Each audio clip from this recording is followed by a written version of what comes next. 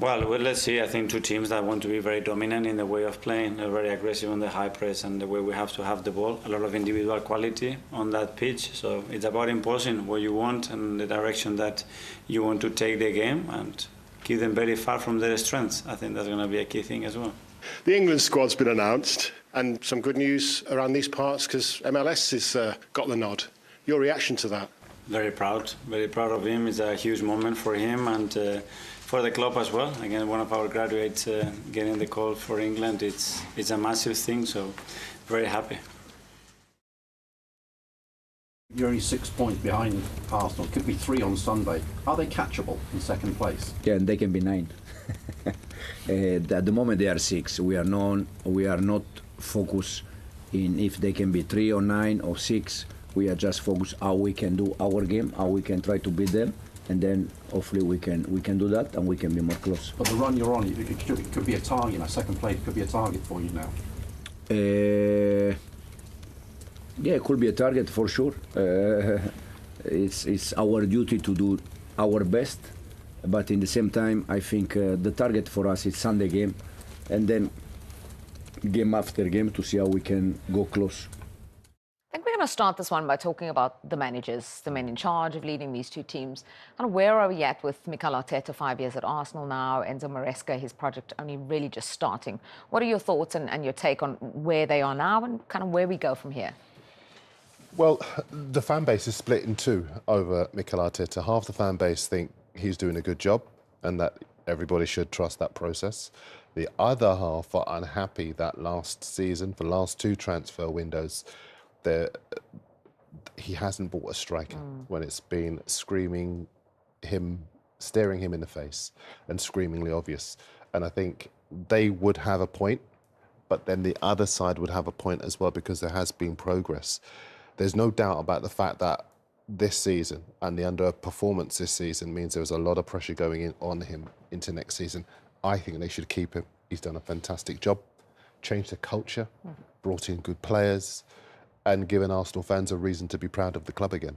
Yeah, I agree that he should remain the Arsenal manager. I mean, I think there has been a little bit of a blind spot with the number 9. This has been a problem for 3 years. This is not something that's appeared overnight. It's not been a 6-month issue. I feel as though that should have been addressed in one of the last 4 or 5 transfer windows, to be honest. No doubt has he picked the club up and, like you say, installed a culture and an environment positive, and he's taken it to a new level. I just wonder, when you've been waiting for City to fall off their standards for so long, and the moment they do, which is this season, I mean, I don't think anyone's seen their fall off coming. His team weren't capable to take advantage of that. So I can understand the frustration. I think there's 1 year left, but he's got to sign a number 9. Yeah, I'd agree with that. Listen, at the start of the season, I remember being on this show actually and asking or debating whether you'd rather have Arsenal's defence, which was one of the best in the Premier League last season, and they added as well, I think quite well, Calafiori came in, which gave them more depth. And it generally is defences that win titles because you can win games 1-0. You don't have to be that spectacular.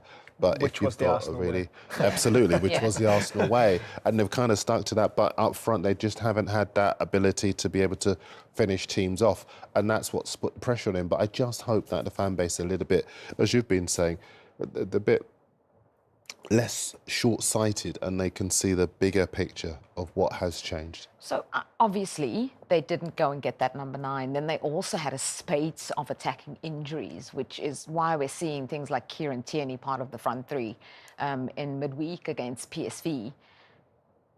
The experiment, shall we call it, with Kai Havertz, do you think there is like a stubbornness in Mikel Arteta that says, that works, I've used him, I'm going to prove it works? And that's why he hasn't gone out and bought a number 9? See, for me, this isn't. It wasn't an experiment. This was all part of the plan. When I look back to the summer transfer window, when Raheem Sterling became available, they moved heaven and earth, and they got that done within 48 hours because he wanted that player. So everyone from the outside of Arsenal said they've needed a 9. Mikel Arteta obviously feels that they didn't. That's his choice as the manager. He could have brought a number 9 in, even if he wasn't at the level he would have liked him to be. Yeah. you could have still got someone to fill that void and kind of like, I don't feel that he has to be a world-class 9 because I feel as though with all the world-class players around him, you could still make a 9 look good in that team, in that philosophy. Glenn, you've been a striker. Can I ask you, if you're in the box, do you feel Arsenal need a penalty box striker, or do you think they need an Isak-type striker who can make his own luck? I would refer to Isak as both. I think he can do both. So I think that's probably a bad example, sorry. But I think they need a 9 that is going to occupy, that's going to be in and around there, that's going to score goals, that's going to be that kind of anticipation of where that ball's going to drop. And I think with all the quality around you, when you look at Odegaard and Trossard and Saka when he's fit, that also creates space for them.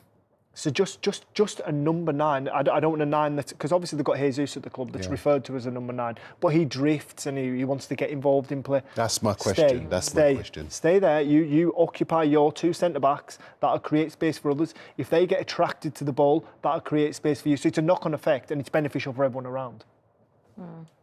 It's interesting. I think that's part of the frustration for Arsenal fans, because other clubs have managed to find, especially during the January transfer window, attacking players who've made a big difference. The biggest example is probably Asensio at Aston Villa. You know, they managed to bring in a Marcus Rashford who's got renewed energy, and they've seen a change. And so I think part of that frustration with Arteta and not signing the 9 is, well, does he need the perfect one? Does he need the world-class one? Or, as you said, he just needed somebody in there in that position who was capable, because he has world-class all around him. Yeah, I tend to feel as though if you bring an elite 9 in, not world class, not an Isak, but if you bring an elite striker in of a 9 that knows the position well enough, he will look even better with those surroundings, because your caliber's going to be better with the heightened quality around you, without any doubt, and just. But this has been a problem for 5 transfer windows. This is not something new. So this is Mikel Arteta, the sporting director. This is Arsenal's choice to be in this situation, as far as I'm concerned. So that leads me to think: has this process ended? And has the cycle come to an end? I think there's at least one more season in it. I still do think that there is more to come, because, as you say, if the striker does come in that they need, and I do agree, I think it should be a penalty box striker rather than somebody who drifts outside, because you've got so much creativity around the box, then Arsenal could easily be up there and scoring goals and winning those games that they've drawn or lost this season. And I think certainly the perception of Arteta then starts to ease. I mean, they've got such a massive fan base at Arsenal. And they're going to, ironically, they're going into this weekend, I call it the Toothless Tiger Derby, because Chelsea have got no strikers either. You know, they've both spent so much money. I was going to call it the Underachievers Derby, but I'm going to stick with the Toothless Tiger Derby. Both harsh. Well, it is. What have they won? What have they done? It's just a bit harsh. I mean, the Manchester United, Tottenham, that would be an underachieving derby. Chelsea spent £1 billion, they've got no strikers, and they're struggling to get into the top 4. They have got a striker who's very effective, actually, in Nicholas Jackson. He's not there. He's not fit, but when he plays, he's very effective. And him being out is I'm sure we'll get onto it, but he's really impacted Cole Palmer's form as well. And that's a big part of why that they're both so toothless, because without him, and obviously Cole Palmer now 10 games, no goals. It's difficult for Chelsea, and plus the defence isn't exactly watertight either. So if you're not scoring goals and you're not keeping clean sheets, how do you think you're going to play Champions League football next season? I think of the 2 managers, Maresca's under most pressure, because if he doesn't finish in the Champions League places when there are 5 up for grabs potentially, then maybe you need to get a manager who can. I think the worry for Maresca is that they started off so well, and I suppose he's changing their style slightly, and for me he's becoming more of a possession based. And when I get a look and I zoom out at that Chelsea squad, they're a very youthful team. So why not lean into that youthful exuberance and play with energy and play fast, which is effectively what those bodies are capable of.